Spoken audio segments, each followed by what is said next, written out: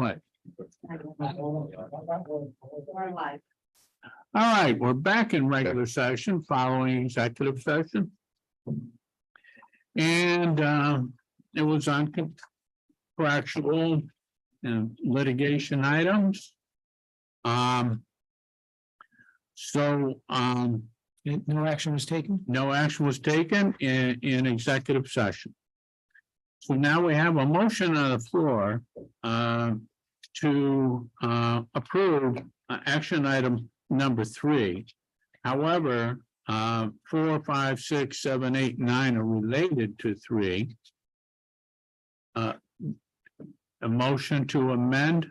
Now, who made the original? Okay. All right, so Mr. Conover and Mr. Wild, we are proposing to you, if it's okay with you, that we amend the original resolution and include resolutions 4, 5, 6, 7, 8, 9 because they're related. Is that okay with both of you? I agree. Okay. Ben, anything further? No. All right, so we have a motion to approve items 3 through 9. Any further discussion? Let's put it to a vote. All those in favor, please signify by saying aye. Aye. Aye. All right, that will move it to the Board of Supervisor. One opposed, I'm sorry. Supervisor Thomas, one opposed. You're gonna skip that part. All right, so now we're at action item number 10. Authorizing a one-time payment to Fort Orange Press for printing expenses. That was a situation where Fort Orange didn't bill us for the general election of 2022 until we called them about 6 months later and asked them what our bill was. Yeah. They gave us a bill August 4th of this year. We went over our contract because of that. Because we had some ballot paper. We thought it was, so we don't need any money. We have the money to pay it. In fact, we just need, according to Julie, we need to get permission to authorize a one-time payment to Fort Orange for this bill that they neglected to send us. We already got the money, don't need it. Okay, motion made by Supervisor Conover, seconded by Supervisor Wild. Any further discussion? I'll put it to a vote. All those in favor? I got a question. Well, I'm sorry, Frank. This $3,105, Yes. that's their late fee? No, No. they didn't. That's-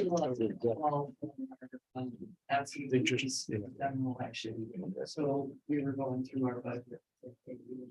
Built this. They happen to forget to bill it. Okay, all right, let's put it, any further discussion? All right, let's put it to a vote. All those in favor of the one-time payment to Fort Orange Press for printing expenses, please signify by saying aye. All right. Any nays? All right, motion passes. Discussion of the budget. That's kind of up here and there. now. It's kind of different. It depends on what happens here. Yeah, so, Go over it a little. all right, Some of it's staying, most of it's staying. Again, we're presidential year, our last presidential was 2020, of course, we had COVID issues that we dealt with there. So it's really kind of hard to compare apples to apples with this budget. We are planning for many changes, and actually 10 election laws were signed on 9/20. And one is going to affect us extremely hard, and it's the early vote by mail bill. This chapter 41. So we'll be able to request a vote by mail ballot. That will be separate. More than likely, we haven't, actually, we're in a conference call now with the state DRE over here. There'll be some nice issues. More than likely, it's going to be a different ballot style as well as different envelopes. So there'll be more printing costs and I believe a higher volume of absentees. I don't question. We did 6,800 absentees, actually returned. We did over 9,000 absentees out in 2020. Whether we'll see those numbers, I can't say that, but I think it will be higher. We just sent out 1,200 for this local year, this past week. So that's something we'll have to deal with. So that's what 410 supplies, there is an increase, and we kind of did put that, back in August, looking at that, we were thinking we would have some more costs with absentees. So that's higher. Equipment rental, big change, no, I'm sorry, equipment rental, a little higher because of the 3 elections. We rent our trucks to deliver the sheets. 422 is a Dominion machine based on what happens there. Yep. And number 422 were repair and maintenance equipment. That inclusive of the 5,000 for the repair and maintenance on Dominion, and based on what happens with the new machines, that 5,000 will go away. If the machines are approved, we won't need that 5,000, but again, it's based on that. Postage, of course, is higher. Postal rates went up, and again, the influx of absentees. Advertising fees, 3 elections, early voting ads, or legal ads for all 3 elections. Miscellaneous expense is a big decrease there. Again, 3 elections, 2 early voting sites. We did increase inspector pay last year. Our annual training was $50, but it is up to $10 for training of our inspectors. Registration days, which were canceled in 2020 due to COVID. So we have to have a wait night and a Saturday each town for the registration days. So our inspectors are paid to do that. Conferences, we did put a little more money in there because, as you can see, 2023 we were at 5,500. 470 may change a little with that clear ballot resolution. It would go. It was a prepaid at 45. We pay 9,000 yearly now. Depending on what happens with prior discussion, that would be decreased 6,100. Instead of the 9,032, decreasing is 6,100. The Dominion 9,500 yearly, that would go away depending on purchase of the new machines. And Expo, Sage, Smith, and Mexpo are all the same. Questions? Budget. Yes. Just the overall comment, it's, more and more and more, you have more elections to do, you have more to be thinking about, you have people are looking for immediate results, from 9 o'clock, all of a sudden they say, how come I don't know the results? All right, and they're flipping through the channels, or they're calling, or they're doing whatever they do. And not only for national, state, but also for local elections. And it's quite a challenge. It's really, I can remember when they first started out, the mapping and the reporting and all of that, and it was very clumsy, and in some places they couldn't get any information out. And they used to have what are called runners that would, run the information back and forth and all of that.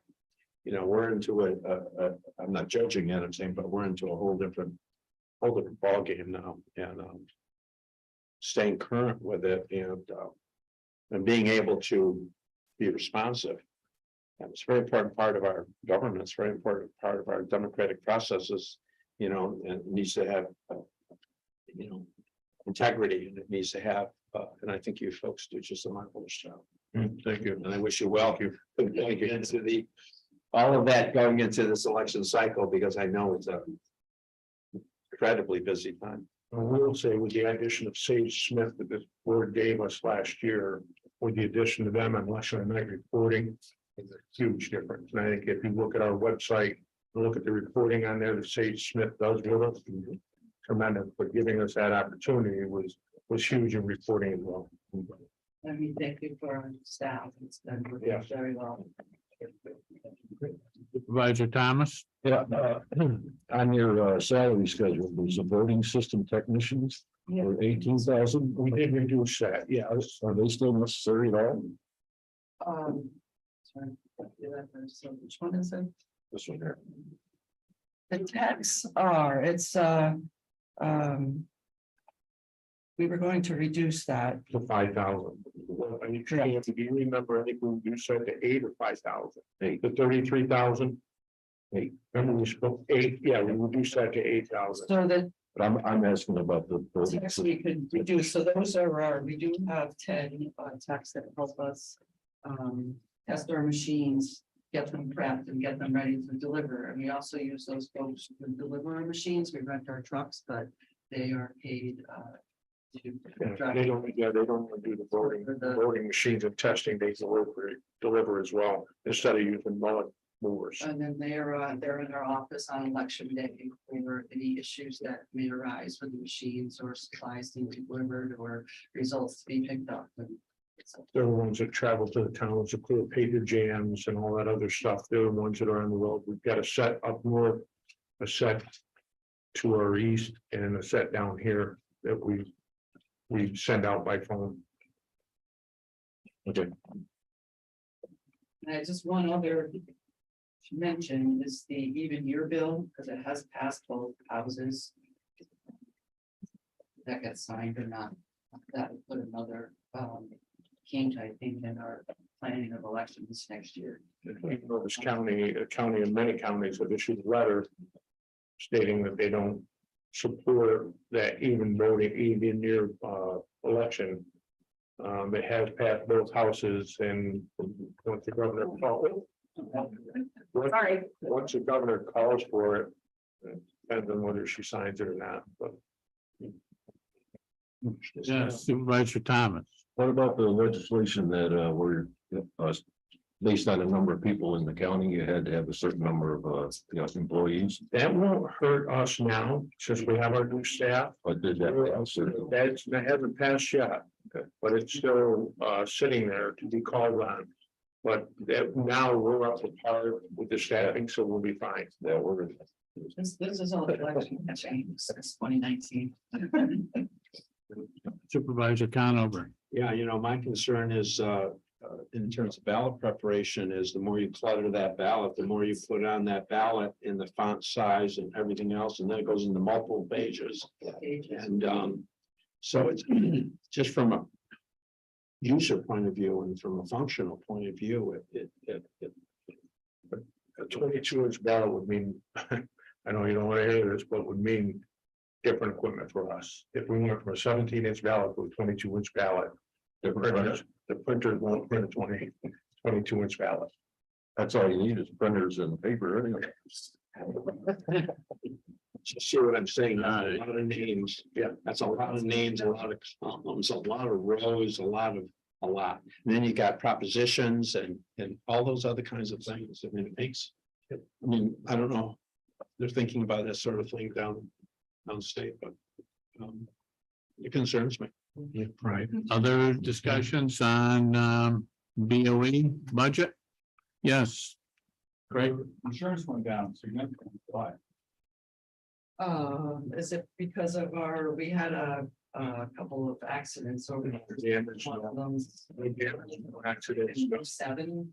Oh, We had it all in the Yeah. Yeah, I was happy to see it. Any more budget discussion from the committee? Anything else from the floor? All right, anything else for the Board of Elections from the floor? All right, that's it. I'm going to suggest we have one other item, and it is the proposed draft for the FOIA policy, and that a lot of us just got recently exposed to that. I'm going to suggest that Amanda add it as a discussion item at our next government ops meeting next month. And it'll give me an opportunity to review that. Is that okay with the committee?